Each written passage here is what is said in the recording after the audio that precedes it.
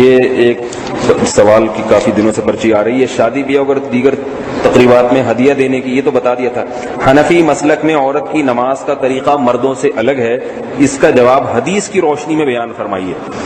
یہ لمبا جواب ہے، میں انشاءاللہ اگلے ہفتے دوں گا۔ ابھی صرف اتنا سمجھ لیں کہ یہ صرف حنفی مسلک میں نہیں ہے مردوں عورتوں کی نماز میں فرق، شافعی میں بھی ہے، حنبلی میں بھی ہے، مالکی میں بھی ہے۔ چاروں ائمہ کے نزدیک عورت کی نماز مرد کی نماز سے ظاہری صفات میں مختلف ہے۔ عورت سمٹ کے رکوع کرے گی، سمٹ کے سجدہ کرے گی، سمٹ کے کھڑی ہوگی نماز میں، یہ چاروں مذہب میں ہے۔ سمجھ میں آ رہی بات؟ امام ابو حنیفہ کے بھی، امام مالک کے بھی، امام شافعی کے بھی، امام احمد ابن حنبل کے مذہب میں بھی ہے۔ تو جن حضرات نے یہ کہا ہے کہ عورت مردوں جیسی نماز پڑھے گی، وہ جمہور امت کے خلاف گئے ہیں، دلیل ان کے ذمے ہے،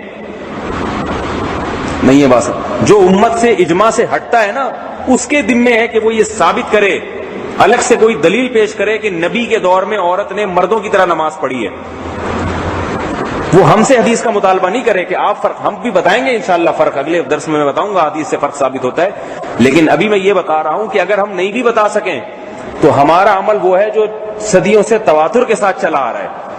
جو اس تواتر والے عمل کے خلاف کرے گا اس کے ذمہ ہے کہ بتاؤ، واضح دلیل دو، واضح دلیل جس میں ہو کہ عورت نے مرد کی طرح نماز پڑھی ہے۔ کیونکہ یہ آپ دیکھ رہے ہیں کہ آپ اپنے باپ دادا سے پوچھیں، پورے ہندوستان میں آپ کے باپ دادا نے کبھی کسی عورت کو مرد کی طرح نماز پڑھتے ہوئے نہیں دیکھا ہوگا۔ لوگ کہتے ہیں سعودی عرب میں عورتیں مردوں کی طرح پڑھتی ہیں، ٹھیک ہے، آپ سعودی عرب میں کسی 80 سالہ بوڑھے سے پوچھیں، 80 سالہ بوڑھے سے پوچھیں کہ کیا آپ نے اپنے باپ دادا کے دور میں عورت کو مردوں کی طرح نماز پڑھتے ہوئے دیکھا ہے؟ وہ کہے گا نہیں دیکھا۔ سعودیہ میں بھی اب شروع ہو رہا ہے یہ کام۔ لوگ حوالے دیتے ہیں مکہ میں ایسا ہوتا ہے، مدینہ میں ایسا ہوتا ہے، تو میں کہتا ہوں اب ہوتا ہے یہ ہمیشہ سے ہو رہا ہے۔ اب اگر مکہ میں ایسا ہو رہا ہے تو پھر پرانے مکہ کو دیکھا جائے گا یا اب کے مکہ کو دیکھا جائے گا؟ جتنا مکہ نبی کے دور کے قریب ہوگا اتنا وہ مکہ زیادہ مکہ ہوگا، یعنی مکہ کے ملک میں برکت زیادہ ہوگی اور اس میں حق پرستی زیادہ ہوگی۔ تو اس لیے جدید دور کی جدید باتوں سے متاثر ہونے کی ضرورت نہیں ہے۔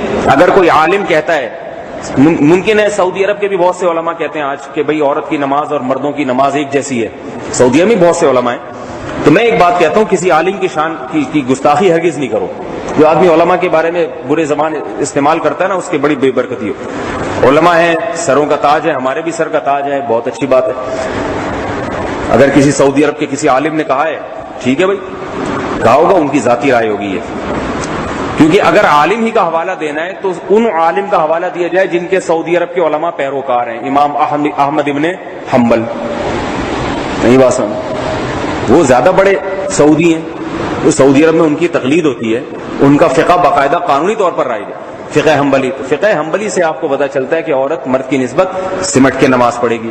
پھر چاروں ائمہ یہ سعودی عرب کے علماء سے چھوٹے ہیں یا بڑے ہیں؟ بتاؤ نا بھائی، بڑے ہیں۔ اور سعودی عرب کے علماء کا بھی اس مسئلے پر اتفاق نہیں ہے۔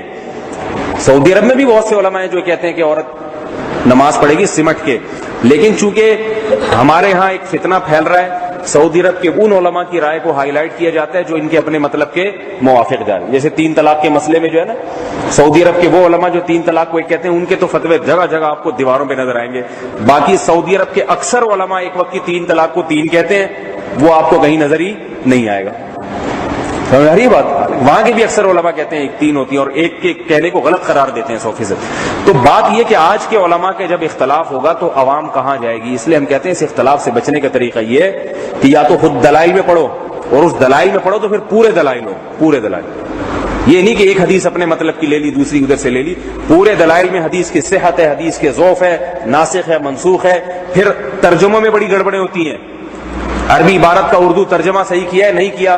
میں نے بتایا نا، ایک ساتھ پیچھے پڑے ہوئے تھے، حدیث میں آتا ہے اوتر بواحدۃ، ایک رکعت وتر پڑھو، پیچھے پڑ گئے، خون پی گئے۔ تو میں نے کہا یہ ایک رکعت وتر پڑھو، آپ نے کہاں سے پڑھا ہے؟ یہ کہاں لکھا ہوا ہے؟ اس نے بتایا وہ لکھا ہوا ہے 1 رکعت۔ تو میں نے کہا کہ یہ 1 رکعت وتر پڑھنا اوتر بواحدۃ کا ترجمہ ہے ہی نہیں۔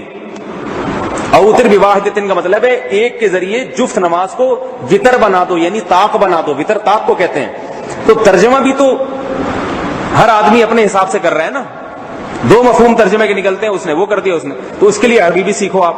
عربی کا ایک لفظ نہیں آتا اور یہاں بیٹھ کے باتیں کرتا ہے میں محقق ہوں، میری اپنی تحقیق ہے، میں کسی کی اتباع میں کسی کی تقلید نہیں کرتا. کیسا محقق ہے جو حدیث کا ترجمہ کرنے کے لیے ڈکشنریاں اٹھا کے دیکھتا ہے اور لوگوں سے پبلک سے پوچھتا ہے بیچارہ, ٹھیک ہے نا.